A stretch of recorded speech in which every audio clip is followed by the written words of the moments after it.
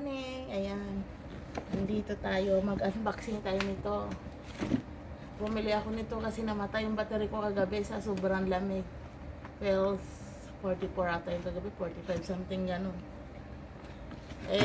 Shout out kay Richard Diladja sa pagtulong sa akin yung gumana yung aking sasakyan. Kaya ngayon bumili ako ng ganito. I-unboxing natin. Ang power niya ay 1,350. Oh. So titingnan natin kung paano 'to gagamitin kasi alam mo na, ayun tayo magaling nito. Charot. Ay, may box. Ay, wow, ang ganda ng lagaya. Pwede bang lagaya na lang? Yan. Ito siya, guys. Ay, oo nga, maganda siya, oh.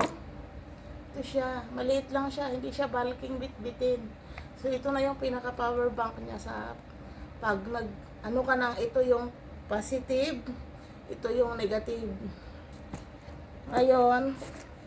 May charger siya, oh, ito. Parang charger ng cellphone. Yan, ito din. O, yung problema natin, di man tayo marunong ano kayang gamit nito. Ito pa. Yan, may charger siya. Meron siyang ganito.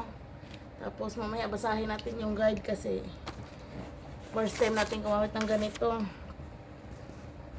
Ayan guys. So, ito siya lahat. Balik ko siya. Oh. So ngayon, ayan, ipakita ko sa inyo ito lahat ang laman. Titingnan natin ito mamaya kung paano ito i-operate. Ayan guys, yun lang. Maraming salamat sa inyong panonood.